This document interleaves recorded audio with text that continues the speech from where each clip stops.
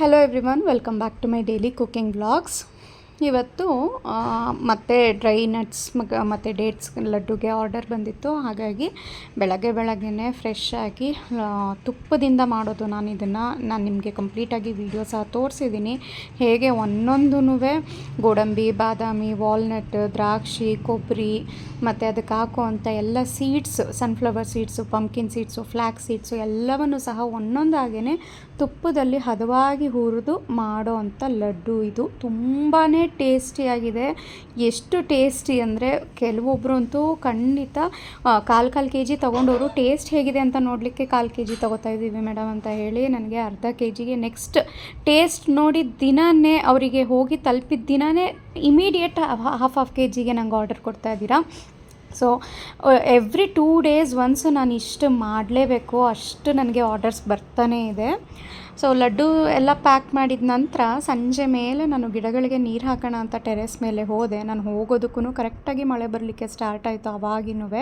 So ಬೇಡ, ಇನ್ನೇನು ಮಳೆನೇ ಬರ್ತಾ ಇದೆಯಲ್ಲ ಅಂತ ಅಂದ್ಬಿಟ್ಟು ಹಾಗೆಯೇ ಸ್ವಲ್ಪ ಹೊತ್ತು ತಣ್ಣ ಗಾಳಿ ಬೀಸ್ತಾ ಇತ್ತು. ಹಾಗಾಗಿ ಒಂದು 10 ನಿಮಿಷ ಟೆರೆಸಲ್ಲೇ ಈ ಕಡೆ ನಿಂತುಬಿಟ್ಟು ಬಂದಿದ್ದಾಯಿತು ಮನೆ ಒಳಗಡೆ ಬಂದೆ. ಆ್ಯಂಡ್ ಬೆಳಗ್ಗೆ ಅಷ್ಟೊಂದೇನು ಜೋರಾಗಿ ಮಳೆ ಬರಲಿಲ್ಲ, ತುಂಬ ಗುಡುಗು ಮಿಂಚು ಗಾಳಿ ಅಷ್ಟೇ. ನಿಮ್ಮ ಕಡೆನೂ ಇದೇ ರೀತಿ ಏನಾದರೂ ಮಳೆ ಸ್ಟಾರ್ಟ್ ಆಗಿದೆಯಾ? ಕಮೆಂಟ್ ಮಾಡಿ ತಿಳಿಸಿ ನನಗೆ. ನೆಕ್ಸ್ಟ್ ಡೇ ಮಾರ್ನಿಂಗ್ ನಾನು ಹೇಳಿದ್ನಲ್ಲ, ಅಷ್ಟೊಂದೇನು ಮಳೆ ಜೋರಾಗಿ ಬರಲಿಲ್ಲ ಅಂತ. ಸೊ ನೋಡೋಣ, ಇವಾಗಂತೂ ಬೇಸಿಗೆ ಬಿಸಿಲು ಸಖತ್ತಿದೆ ಅಲ್ವಾ. ಗಿಡಗಳು ಒಂದಿನ ನೀರು ಹಾಕಲಿಲ್ಲ ಅಂದ್ರೂ ಒಣಗೋಗುತ್ತೆ ಅಂತ ಅಂದ್ಬಿಟ್ಟು, ಅಕಸ್ಮಾತ್ ಮಣ್ಣೇನಾದರೂ ಡ್ರೈ ಆಗಿದ್ದರೆ ಮಾತ್ರ ನೀರು ಹಾಕೋಣ ಅಂತ ಅಂದ್ಬಿಟ್ಟು ಎಲ್ಲದಕ್ಕೂ ನೋಡ್ತಾ ಇದ್ದೆ. ಈ ಕಡೆ ಗೋಡೆ ಸೈಡ್ ಇಟ್ಟಿರೋ ಅಂಥ ಗಿಡಗಳಿಗೆ ಸ್ವಲ್ಪ ನೀರು ಹಾಕಿರಲಿಲ್ಲ, ಅಂದರೆ ಮಳೆ ನೀರು ಬಿದ್ದಿರಲಿಲ್ಲ ಅಷ್ಟಾಗಿ. ಹಾಗಾಗಿ ಇವುಗಳಿಗೆ ಮಾತ್ರ ನಾನು ಗಿಡಕ್ಕೆ ನೀರು ಹಾಕಿ ಹೋಗೋಣ ಅಂತ ಬೆಳಗ್ಗೆ ಎದ್ದು ಕೂಡಲೇ ಬಂದಿದ್ದೀನಿ. ಆ್ಯಂಡ್ ಕಿಚನಲ್ಲಿ ಈ ರೀತಿ ತರಕಾರಿ ಸಿಪ್ಪೆಗಳು, ಈರುಳ್ಳಿ ಸಿಪ್ಪೆ ಎಲ್ಲ ಒಂದೊಂದು ದಿನದ ಏನೇನು ಕಲೆಕ್ಟ್ ಆಗುತ್ತೆ ಅದನ್ನು ಪ್ರತಿದಿನ ನಾನು ಈ ರೀತಿ ಒಂದು ಬಾಕ್ಸ್ನಲ್ಲಿ ಸ್ಟೋರ್ ಮಾಡಿ ಇಟ್ಕೊತೀನಿ. So that next day morning ಬೆಳಗ್ಗೆ ಮೇಲ್ಗಡೆ ಬಂದರೆ ಮೇಲ್ಗಡೆ ಗಿಡಗಳಿಗೆ ಹಾಕ್ತೀನಿ, ಇಲ್ಲ ಕೆಳಗಡೆ ಹೋದರೆ ಕೆಳಗಡೆನೂ ಗ್ರೌಂಡಲ್ಲಿ ಸ್ವಲ್ಪ ಗಿಡಗಳನ್ನ ಹಾಕ್ಕೊಂಡಿದ್ದೀನಿ. ಅದಕ್ಕೆ ಹಾಕಿದ್ರೂ ಗೊಬ್ಬರ ರೀತಿ ಆಗುತ್ತಲ್ಲ ಅಂತ ಅಂದ್ಬಿಟ್ಟು, ಏನೂ ಇಲ್ಲ ಅಂದರೆ ನಮ್ಮ ಮನೆ ಹತ್ರನೇ ಒಂದೊಂದು ರೋಡ್ಗೂ ಒಂದೊಂದು ಬಕೆಟ್ ಅಂತ ಇಟ್ಬಿಟ್ಟಿರ್ತಾರೆ ಈ ಹಸುಗಳಿಗೆ ಹಾಕೋದಕ್ಕೆ, ತಿನ್ಸೋದಕ್ಕೆ ಅಂತ. ಸೊ ಅದಕ್ಕಾದ್ರೂ ಹಾಕ್ತೀನಿ ನಾನು. ಗಿಡಗಳಿಗೆಲ್ಲ ನೀರು ಹಾಕಿದ್ಮೇಲೆ ಮನೆಯಲ್ಲಿ ಕರಿಬೇವು ಖಾಲಿಯಾಗಿತ್ತು. ಆ್ಯಸ್ ಯೂಶ್ವಲ್ ನಮ್ಮ ಮನೆ ಮೇಲ್ಗಡೆನೇ 1 ಗರಿ ಆಗುವಷ್ಟು ಕರಿಬೇವನ್ನು ಪೂರ್ತಿ ಇದನ್ನು ಕಟ್ ಮಾಡಿಕೊಂಡು ಬಂದೆ. ಇದು ಆಲ್ಮೋಸ್ಟ್ ಒಂದು 3 years ಆಗಿದೆ. ಈ ಗಿಡ ಪುಟಾಣಿ ಸಸಿ ತಂದಿದ್ದು 50 rupees ಅಷ್ಟೇ ನರ್ಸರಿಯಿಂದ. ನೋಡಿ ಎಷ್ಟು ಚೆನ್ನಾಗಿ ಬೆಳೆದಿದೆ ಅಂತ. ಎಲ್ಲಿ ಕಟ್ ಮಾಡ್ತೀನಿ ಆ ಕಡೆಯಿಂದನೇ ಚಿಗುರು ಬರುತ್ತೆ ಚೆನ್ನಾಗಿ. ತಿಂಗ್ಳಿಗೆ ಒಂದು ಸಲ ಹುಳಿ ಮಜ್ಜಿಗೆ ಹಾಕಿದ್ರೆ ಸಾಕು, ಬೇರೆ ಏನೂ ಗೊಬ್ಬರ ಬೇಡ ಇದಕ್ಕೆ. ಸೊ ಇನ್ನೂ ಒಂದು 2 ಸಲ ಇಲ್ಲೇ ಕಿತ್ಕೊಂಬೋದು. ಇದು ಫುಲ್ ಖಾಲಿ ಆದಮೇಲೆ ಬೇಕಾದ್ರೆ ಹೊರಗಡೆ ತರೋಣ ಅಂತ ಅಂದ್ಬಿಟ್ಟು ಇಲ್ಲೇ ಕಿತ್ಕೊತಾ ಇದ್ದೀನಿ. ಯಾಕೆಂದರೆ ಇದು ಗ್ರೋ ಬ್ಯಾಗಲ್ಲಿ ಹಾಕಿರೋದ್ರಿಂದ ತುಂಬ ಜಾಸ್ತಿ ಭಾರ ಬಿಡೋ ಹಾಗೂ ಇಲ್ಲ. ಇದು ಗಿಡಕ್ಕೆ ಜಾಸ್ತಿ ಬೇರು ಕೆಳಗಡೆ ಹೋಗೋಕ್ಕೆ ಜಾಗ ಇಲ್ಲ ಅಲ್ವಾ, ಭೂಮಿಲಾದರೆ ಹಾಗೆ ಬಿಟ್ಬಿಡ್ಬೋದು. ಸೊ ಗ್ರೋ ಬ್ಯಾಗಲ್ಲಿ ಆವಾಗವಾಗ ನಾವು ಈ ರೀತಿ ಕಟ್ ಮಾಡ್ಕೊತಾ ಇರಬೇಕು, ಇಲ್ಲ ಅಂದರೆ ಆ ಗಿಡದ ಭಾರಕ್ಕೆ ಗಿಡನೂ ಸಹ ಕಟ್ ಆಗೋವಂಥ ಚಾನ್ಸಸ್ ಇರುತ್ತೆ. ಹಾಗಾಗಿ ಇನ್ನೇನು ಕೆಮಿಕಲ್ಸ್ ಸ್ಪ್ರೇ ಮಾಡ್ದೇ ಫ್ರೆಶ್ಶಾಗಿ ಕರಿಬೇವು, ಈವನ್ ಅದನ್ನು ತೊಳೆದೇನೂ ಸಹ ತಿನ್ಬೋದು. ಅಷ್ಟು ಚೆನ್ನಾಗಿ ಫ್ರೆಶ್ಶಾಗಿರುತ್ತೆ, ಯಾವುದೇ ಹುಳನೂ ಬಂದಿರಲ್ಲ ಅದಕ್ಕೆ. ತುಂಬಾ ಚೆನ್ನಾಗಿ ಬಂದಿದೆ ನಮ್ಮ ಮನೆ ಮೇಲ್ಗಡೆ ಇರೋವಂಥ ಕರಿಬೇವಿನ ಗಿಡ. ಹಾಗೆಯೇ ಪಕ್ಕದಲ್ಲೇ ಸೀತಾಫಲ ಸಸಿ ಸಹ ಅದರಲ್ಲಿ ಇವಾಗ ಕಾಯಿ ಬರಲಿಕ್ಕೆ ಸ್ಟಾರ್ಟ್ ಆಗಿದೆ. ಕರಿಬೇವೆಲ್ಲ ಕಿತ್ಕೊಂಡು ಕೆಳಗಡೆ ಕಿಚನ್ನಿಗೆ ಬಂದೆ. ನೆನ್ನೆ ನೈಟ್ ನಾನು ಹೀಗೆ ಮೊಬೈಲ್ ಸ್ಕ್ರಾಲ್ ಮಾಡ್ತಾ ಇರ್ಬೇಕಾದ್ರೆ ಒಂದು ವಿಡಿಯೋದಲ್ಲಿ ಈ ರೀತಿ ಬರ್ನರ್ ಕ್ಲೀನ್ ಮಾಡೋದನ್ನು ತೋರಿಸಿದ್ರು. ತಡಿ, ನನ್ನ ಹತ್ರ ಎಲ್ಲ ಇಂಗ್ರೀಡಿಯೆಂಟ್ಸು ಇದೆಯಲ್ಲ, ನೋಡೋಣ ಟ್ರೈ ಮಾಡೋಣ ಅಂತ ಅಂದ್ಬಿಟ್ಟು ಬರೀ 2 ಬರ್ನರ್ನ ಮಾತ್ರ ಎಲ್ಲ ಇಂಗ್ರೀಡಿಯೆಂಟ್ಸ್ನ ಹಾಕಿಬಿಟ್ಟು ನೀರಿನಲ್ಲಿ ಜಸ್ಟ್ ನೆನೆ ಹಾಕಿ ಇಟ್ಟಿದ್ದೆ. ಆ್ಯಂಡ್ ಬೆಳಗ್ಗೆ ಬಂದು ನೋಡಿದ್ರೆ ನನಗೆ ಶಾಕು. ಏಕೆಂದರೆ ಕಪ್ಪಗಾಗಿದ್ದ ಬರ್ನರು ನೋಡಿ ಈ ರೀತಿ ಪೂರ್ತಿ ಅದರದ್ದು ಕಪ್ಪೆಲ್ಲ ಹೋಗಿ ಅದರ ನಾರ್ಮಲ್ ಬಣ್ಣಕ್ಕೆ ಬಂದುಬಿಟ್ಟಿತ್ತು. ನಾನು ಏನು ಬ್ರಷ್ ಸಹ ಮಾಡಿರಲಿಲ್ಲ, ಜಸ್ಟ್ ಅದರಲ್ಲಿ ನೆನೆ ಹಾಕಿ ಹೋಗಿದ್ದಿದ್ದು ಅಷ್ಟೇ. ನನಗೆ ಶಾಕ್ ಆಯಿತು. 4 ಬರ್ನರ್ನು ನಾನು ನೆನೆಸಲಿಲ್ಲ. ಏಕೆಂದರೆ ಇದು ನೀರಲ್ಲಿ ನೆಂದುಬಿಟ್ರೆ ಬೆಳಗ್ಗೆ ಹೊತ್ತು ಸಡನ್ನಾಗಿ ನಮಗೆ ಅಡುಗೆ ಮಾಡಬೇಕು ಅಂತ ನಾವು ಬ್ಯುಸಿನಲ್ಲಿ ಇದ್ದೇ ಇರ್ತೀವಿ ಅಲ್ವಾ, ಆವಾಗ ಅದು ಒಣಗೋ ತನಕ ಚೆನ್ನಾಗಿ ಇದು ಉರಿ ಬರಲ್ಲ ಸ್ಟವ್ವಲ್ಲಿ. ಹಾಗಾಗಿ ನೋಡೋಣ ಯಾವುದು 2 ಕಡಿಮೆ ಯೂಸ್ ಮಾಡ್ತೀನಿ ಆ ಬರ್ನರ್ನ ಮಾತ್ರ ನಾನು ನೆನೆ ಹಾಕಿದ್ದೆ. ಆ್ಯಂಡ್ ನಿಜಕ್ಕೂ ತುಂಬಾ ಶಾಕಿಂಗಾಗಿ ಸಕ್ಕತ್ತಾಗಿ ಆಗಿತ್ತು ಮಾತ್ರ. ನನಗೆ 3 ಇಯರ್ಸ್ ಆಗಿತ್ತು, ನಂಗೆ ಟೈಮು ಸಹ ಆಗಿರಲಿಲ್ಲ ಆ್ಯಂಡ್ ನನಗೆ ಹೊಳೆದೂ ಇರಲಿಲ್ಲ ಇದನ್ನು ಕ್ಲೀನ್ ಮಾಡಬೇಕು ಅಂತ. ನೋಡಿ ಯಾವ ಬಣ್ಣಕ್ಕೆ ಟರ್ನ್ ಆಗಿದೆ ಅಂತ, ಸಖತ್ ಖುಷಿ ಆಯಿತು ನನಗೆ. ಸೊ ಇವತ್ತು 2 ಬರ್ನರ್ಸ್ನ ನಾನು ಕ್ಲೀನ್ ಮಾಡ್ತೀನಿ. ಆವಾಗ ಖಂಡಿತ ನಾನು ಏನೇನು ಹಾಕಿದ್ದೆ ಈ ಬರ್ನರು ಈ ರೀತಿ ಕಪ್ಪಗಿರೋ ಅಂಥ ಬರ್ನರ್ಗಳು ಈ ರೀತಿ ಫಳ ಅಂತ ಹೊಳೆಯೋ ರೀತಿಯಲ್ಲಿ ಆಗಬೇಕಾರೆ ಅಂತ ತೋರಿಸ್ತೀನಿ. ಸೊ ನೋಡಿ, ಚಿಕ್ಕ ಬರ್ನರ್ ಅಂತೂ ನಾನು ಯಾವಾಗಲೂ ಕಡಿಮೆನೇ ಯೂಸ್ ಮಾಡೋದು, ಹಾಗಾಗಿ ಅದೇನು ಅಷ್ಟೊಂದು ಕಪ್ಪಾಗಿತ್ತಿಲ್ಲ. ಸೊ ಪೂರ್ತಿಯಾಗಿ ನೆನೆ ಹಾಕಿದ್ಮೇಲೆ ಪೂರ್ತಿಯಾಗಿ ಅದರಲ್ಲಿ ಒಂಚೂರು ಕಪ್ ಏನೂ ಇಲ್ಲದೇ ಫುಲ್ ಕ್ಲೀನ್ ಆಗೋಗಿದೆ. ಇನ್ನೊಂದು ಸ್ವಲ್ಪ ದೊಡ್ಡ ಬರ್ನರು ನಾನು ಅವಾಗವಾಗ ಯೂಸ್ ಮಾಡ್ತಾ ಇರ್ತೀನಿ, ಹಾಗಾಗಿ ಅದೊಂದು ಸ್ವಲ್ಪ ಬ್ಲ್ಯಾಕ್ ಹಾಗೇ ಉಳ್ಕೊತು. ಸೊ ಇನ್ನೊಂದು ಸಲ ಅದನ್ನು ನಾನು ಹೇಳಿದ್ನಲ್ಲ ಏನೇನು ಇಂಗ್ರೀಡಿಯೆಂಟ್ಸ್ ಹಾಕಿ ಅದರಲ್ಲಿ ನೆನೆ ಹಾಕಿಬಿಟ್ರೆ ನೀಟಾಗಿ ಸ್ಕ್ರಬ್ ಮಾಡಿಬಿಟ್ರೆ ಪೂರ್ತಿ ಚೆನ್ನಾಗಿ ಬಿಡುತ್ತೆ, ಅದು ಹೊಸ ಬರ್ನರ್ ರೀತಿನಲ್ಲೇ ಆಗಿಬಿಡುತ್ತೆ. ಸೊ ನೋಡ್ತಾ ಇರ್ಬೋದು ನೀವೇ ಡಿಫ್ರೆನ್ಸು ಯಾವ ರೀತಿ ಆಗಿದೆ ಅಂತ.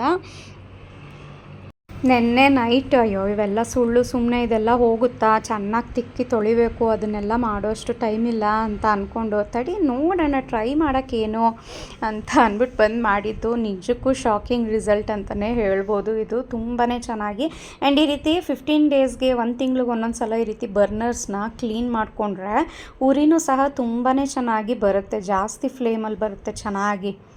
ಸೊ ಇದಾಗಿತ್ತು ಬರ್ನರ್ ಕ್ಲೀನಿಂಗ್ ಕತೆ. ನೆಕ್ಸ್ಟು ನನಗೆ ತುಂಬಾ ವಾಟ್ಸಪ್ ನಂಬರ್ ಕೊಟ್ಟಿರ್ತೀನಿ ಅಲ್ವಾ ನಂದು, ಅದಕ್ಕೆ ನನಗೆ ತುಂಬ ಜನ ರಿಕ್ವೆಸ್ಟ್ ಮಾಡಿ ಕೇಳ್ಕೊತಾ ಇದ್ದರು, ಇವಾಗಂತೂ ಸಮ್ಮರ್ ಸ್ಟಾರ್ಟ್ ಆಗಿದೆ, ಮನೆಯಲ್ಲಿ ಮಾಡೋವಂಥ ಸ್ನ್ಯಾಕ್ಸ್ ಮಾಡಿಕೊಡಿ ಮೇಡಮ್ ಅಂತ. ನನಗೆ ಇಲ್ಲಿ ಮನೆಯಲ್ಲಿ ಮಾಡಿ ಕೊಡೋವಂಥ ಸ್ನ್ಯಾಕ್ಸ್ಗಳು ನನ್ನ ಕೈಲಿ ಆಗಲ್ಲ, ತುಂಬಾ ಟೈಮ್ ಬೇಕು ಅದಕ್ಕೆ. ಅಂದರೆ ಚಕ್ಲಿ ಕೋಡ್ಬಳೆ ಅಂಥವೆಲ್ಲ ನಾನೇ ಬೇಯಿಸಿ ಕೊಡೋದಕ್ಕೆ ನನಗಾಗಲ್ಲ. ಹಾಗಾಗಿ ಒಂದು ಪ್ಲ್ಯಾನ್ ಮಾಡಿ ನಾನು ಚಕ್ಲಿ ಪ್ರೀಮಿಕ್ಸ್ನ ರೆಡಿ ಮಾಡಿದ್ದೀನಿ. ನಾನು ಇತ್ತೀಚೆಗೆ ದೋಸೆ ಪ್ರೀಮಿಕ್ಸ್ಗಳೆಲ್ಲ ತುಂಬ ಜನ ಯೂಸ್ ಮಾಡಿದ್ದೀರಾ, ತುಂಬಾ ಒಳ್ಳೆ ರಿವ್ಯೂಸ್ ಕೊಟ್ಟಿದ್ದೀರಾ, ನಿಮ್ಗಳ ಟೈಮ್ ಸೇವ್ ಆಗ್ತಾ ಇದೆ ನಿಮ್ಮ ದೋಸೆ ಪ್ರೀಮಿಕ್ಸ್ಗಳನ್ನ ತಗೊಂಡು ಅಂತೆಲ್ಲ. ಸೊ ಹಾಗಾಗಿ ಕರೆಕ್ಟ್ ಹದದಲ್ಲಿ ಅಕ್ಕಿ, ಉದ್ದಿನಬೇಳೆ ಮತ್ತು ಸಬ್ಬಕ್ಕಿ, ಕಡಲೆ ಎಲ್ಲವನ್ನು ಹದವಾಗಿ ಹುರಿದು ಪುಡಿ ಮಾಡಿಸಿ ಇಟ್ಟಿರೋ ಅಂಥ ಚಕ್ಲಿ ಪ್ರಿಮಿಕ್ಸ್ನ ರೆಡಿ ಮಾಡಿದ್ದೀನಿ.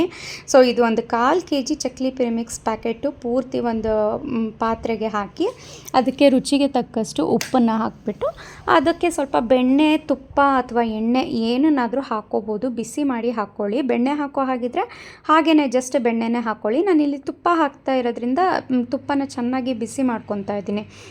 ಈ ಬಿಸಿಯಾಗಿರೋವಂಥ ತುಪ್ಪನ 2 ಸ್ಪೂನ್ ಸಾಕು, 1/4 kg ಪ್ಯಾಕೆಟಿಗೆ 2 ಸ್ಪೂನ್ ಬಿಸಿಯಾಗಿರೋವಂಥ ತುಪ್ಪನ ಈ ಚಕ್ಲಿ ಪ್ರಿಮಿಕ್ಸ್ಗೆ ಹಾಕಿ ನೀಟಾಗಿ ಒಂದು ಸಲ ಮಿಕ್ಸ್ ಮಾಡ್ಕೊಳ್ಳಿ. ಮಿಕ್ಸ್ ಮಾಡ್ತಾ ನಮಗೆ ಕೈ ಹದ ಕರೆಕ್ಟಾಗಿ ಬರಬೇಕು. ಅದು ತುಂಬ ಜಾಸ್ತಿ ಗರಿ ಬರಲಿ ಅಂತ ನೀವು ಜಾಸ್ತಿ ತುಪ್ಪನೋ ಎಣ್ಣೆನೋ ಹಾಕ್ಬಿಡ್ತು ಅಂತ ಅಂದರೆ ಎಣ್ಣೆಗೆ ಹಾಕ್ತೀರಾ ನೋಡಿ ನೀವು ಫ್ರೈ ಮಾಡೋಕ್ಕೆ, ಆವಾಗ ಪೂರ್ತಿ ನೊರೆ ಥರ ಬಂದು ಎಲ್ಲ ಪುಡಿ ಆಗಿಬಿಡುತ್ತೆ. ಕಡಿಮೆ ಹಾಕಿದ್ರೂ ಪರವಾಗಿಲ್ಲ, ಆದರೆ ಜಾಸ್ತಿ ಮಾತ್ರ ಹಾಕ್ಕೊಳ್ಳಿಕ್ಕೆ ಹೋಗ್ಬಿಡಿ, ಇದು ಒಂದು ಟಿಪ್ಸ್ ಅಷ್ಟೇ. ಸೊ ಈ ರೀತಿ ನೀಟಾಗಿ ಮಿಕ್ಸ್ ಮಾಡ್ಕೊಂಡಿದ್ದ ನಂತರ ಮುಷ್ಟಿ ಹಿಡಿದು ನೋಡಬೇಕು, ಅದು ಈ ರೀತಿ ಒಂದು ಕೂಡಿದ್ರೆ ಚೆನ್ನಾಗಿ ಪರ್ಫೆಕ್ಟ್ ಹದದಲ್ಲಿದೆ ಅಂತ. ಸೊ ಇವಾಗ ಅದಕ್ಕೆ ಒಂದು ಕೂಡ್ತಾ ಇದೆ ಅಲ್ವಾ, ಇದಕ್ಕೂ ಒಂದು ಅರ್ಧ ಚಮಚ ಆಗೋಷ್ಟು ಜೀರಿಗೆ, ಒಂದು 2 ಚಮಚ ಆಗೋಷ್ಟು ಬಿಳಿ ಎಳ್ಳನ್ನು ಹುರಿದು ಹಾಕ್ಕೊಳ್ಳಿ, ಚೆನ್ನಾಗಿ ಬರುತ್ತೆ ಫ್ಲೇವರ್. ಆವಾಗ ಒಂದು 2 ಚಮಚ ಬಿಳಿ ಎಳ್ಳನ್ನು ಹಾಕಿದ್ದೀನಿ ನಾನಿಲ್ಲಿ. ಇನ್ನೇನು ಬೇಡ, ಇದಕ್ಕೆ ಖಾರಕ್ಕೆ ನಾನು ಪೆಪ್ಪರ್ ಪೌಡರ್ ಹಾಕಿದ್ದೀನಿ, ಕಾಳು ಮೆಣಸಿನ ಪುಡಿ ಹಾಕಿದ್ದೀನಿ. ಸೊ ನನಗೆ ಯಾವಾಗಲೂ ವೈಟ್ ಚಕ್ಲಿ ಅಂದ್ರೇ ಇಷ್ಟ ಕಲರ್ ಚಕ್ಲಿಗಿಂತ, ಹಾಗಾಗಿ ನಾನು ಪೆಪ್ಪರ್ ಪೌಡರ್ನೇ ಹಾಕಿದ್ದೀನಿ. ನಿಮಗೆ ಬೇಕು ಅಂತ ಅಂದರೆ ನೀವು ಪೆಪ್ಪರ್ ಪೌಡರ್ ಬದಲಾಗಿ ರೆಡ್ ಚಿಲ್ಲಿ ಪೌಡರ್ನ ಸಹ ಹಾಕ್ಕೋಬೋದು. ಸೊ ನಾನು ಪೂರ್ತಿ ಮೆಥಡು ಹೇಗೆ ಮಾಡೋದು ಈ ಚಕ್ಲಿ ಪ್ರೀಮಿಕ್ಸ್ನ ಯೂಸ್ ಮಾಡಿ ಚಕ್ಲಿ ಅನ್ನೋದನ್ನು ಪ್ಯಾಕೆಟ್ ಮೇಲೇನೂ ಸಹ ಕಂಪ್ಲೀಟಾಗಿ ಹೌ ಟು ಯೂಸ್ ಅನ್ನೋ ಇದರಲ್ಲಿ ಇನ್ಸ್ಟ್ರಕ್ಷನ್ಸ್ನ ಕೊಟ್ಟಿರ್ತೀನಿ. ಆ ರೀತಿ ಅದೇ ರೀತಿ ಸೇಮ್ ನಾನಿಲ್ಲಿ ವೀಡಿಯೋದಲ್ಲೂ ಸಹ ತೋರಿಸ್ತಾ ಇದ್ದೀನಿ. ಇದಕ್ಕೆ ಸ್ವಲ್ಪನೇ ನೀರನ್ನು ಹಾಕ್ಕೊಂಡು ಈ ರೀತಿ ಸಾಫ್ಟಾಗಿ ಹಿಟ್ಟನ್ನು ಕಲಿಸ್ಕೋಬೇಕು. ಆಮೇಲೆ ಒಂದು ಬ್ಯಾಚ್ ಆದ ನಂತರ ಮತ್ತೊಮ್ಮೆ ಇನ್ನೊಂದು ಸಲ ಅದಕ್ಕೆ ನೀರನ್ನು ಹಾಕಿ ಮಿಕ್ಸ್ ಮಾಡಿ ಹಾಕ್ಕೊಳ್ಳಿ. ಯಾಕೆಂದರೆ ಉದ್ದಿನ ಬೇಳೆ ಎಲ್ಲ ನಾವು ಹಾಕಿರ್ತೀವಿ ಅಲ್ವಾ, ಅದು ಸ್ವಲ್ಪ ಅರಳ್ಕೊಂಡು ಗಟ್ಟಿಯಾಗಿಬಿಟ್ಟಿರುತ್ತೆ.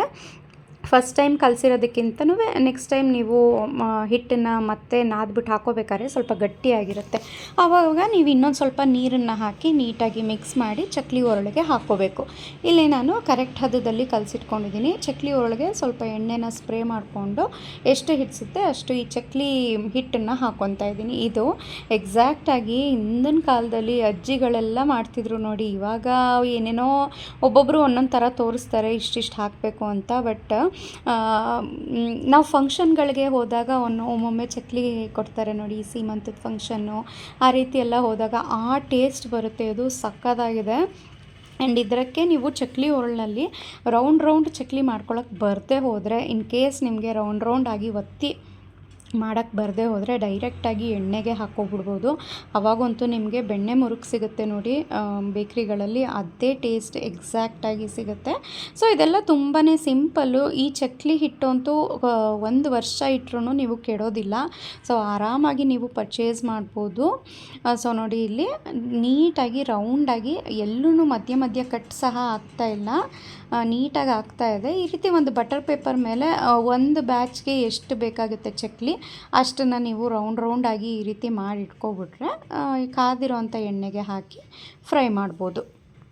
ಈ ಕಡೆ ಎಣ್ಣೆ ಸಹ ಕಾದಿದೆ ನೋಡಿ. ಇಲ್ಲಿ ಒಂದು ಪಿಂಚ್ ಆಗುವಷ್ಟು ಚಕ್ಲಿ ಹಿಟ್ಟನ್ನು ಹಾಕಿದ್ರೆ ಅದು ಕೆಳಗಡೆ ಸಿಂಕ್ ಆಗದೇನೆ ಮೇಲ್ಗಡೆ ಬರಬೇಕು. ಆವಾಗ ಕಾದಿದೆ ಅಂತ. ಕಾದಿರೋಂಥ ಎಣ್ಣೆಗೆ ಹಾಕಿಬಿಟ್ಟು ಹೈ ಫ್ಲೇಮು ಇರಲಿ, ಮೀಡಿಯಮ್ ಫ್ಲೇಮ್ ಅಥವಾ ಲೋ ಫ್ಲೇಮ್ ಮಾಡಿದ್ರೆ ಎಣ್ಣೆ ಹೀರುತ್ತೆ. ಸೊ ಹೈ ಫ್ಲೇಮ್ನಲ್ಲೇ ಚೆನ್ನಾಗಿ ಇದನ್ನು ಗೋಲ್ಡನ್ ಕ್ರಿಸ್ಪಾಗಿ ಆ ಎಣ್ಣೆಯಲ್ಲಿ ಏನು ನೊರೆ ಎಲ್ಲ ಕಾಣ್ತಾ ಇದೆಯಲ್ಲ ಅದೆಲ್ಲ ಕಂಪ್ಲೀಟಾಗಿ ಹೋಗೋವರೆಗೂ ನಾವು ಚೆನ್ನಾಗಿ ಇದನ್ನು ಫ್ರೈ ಮಾಡ್ಕೋಬೇಕು.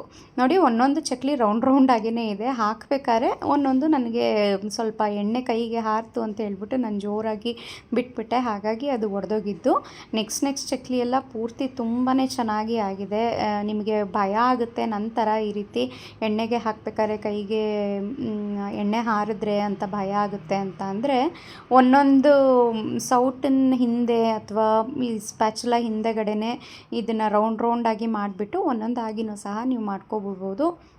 ಸೊ ನೋಡಿ ವೈಟ್ ಚಕ್ಲಿ ಬೆಣ್ಣೆ ಮುರುಕು ಥರ ಬಾಯಲ್ಲಿಟ್ಟರೆ ಕರ್ಗೋಗುತ್ತೆ. ಆ್ಯಂಡ್ ಲಾಸ್ಟಲ್ಲಿ ಅದ್ರ ಕ್ರಿಸ್ಪ್ ಹೇಗಿತ್ತು, ಒಳಗಡೆ ಹೇಗಿತ್ತು ಅದರದ್ದು ಟೆಕ್ಸ್ಚರ್ ಅನ್ನೋದನ್ನು ಸಹ ತೋರಿಸ್ತೀನಿ.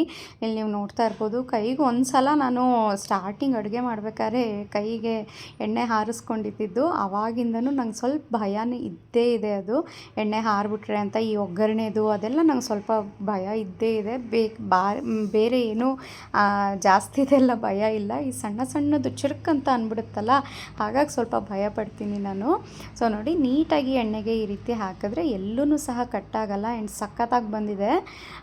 ರೆಡ್ ಚಕ್ಲಿ ನನಗೆ ಯಾಕೆ ಇಷ್ಟ ಆಗಲ್ಲ ಅಂತ ಅಂದರೆ, ಈ ಎಣ್ಣೆನೂ ಸಹ ರೆಡ್ ಆಗಿಬಿಡುತ್ತೆ. ಆಮೇಲೆ ನಾವು ಯಾವುದೇ ರೀತಿ ನೆಕ್ಸ್ಟ್ ಒಗ್ಗರಣೆಗೆಲ್ಲ ಯೂಸ್ ಮಾಡಲಿಕ್ಕೇ ಆಗಲ್ಲ. ಹಾಗಾಗಿ ನಾನು ಯಾವಾಗಲೂ ಪೆಪ್ಪರ್ದೇ ಯೂಸ್ ಮಾಡ್ತೀನಿ. ಆ್ಯಂಡ್ ನೋಡಿ ಚಕ್ಲಿ ಎಷ್ಟು ಚೆನ್ನಾಗಿ ಗರಿಗರಿಯಾಗಿದೆ ಅಂದರೆ, ಜಸ್ಟ್ ಈ ರೀತಿ ಪ್ರೆಸ್ ಮಾಡಿದ್ರೆ ಸಾಕು, ಫುಲ್ಲು ಕ್ರಿಸ್ಪಿಯಾಗಿ ಸಖತ್ತಾಗಿದೆ.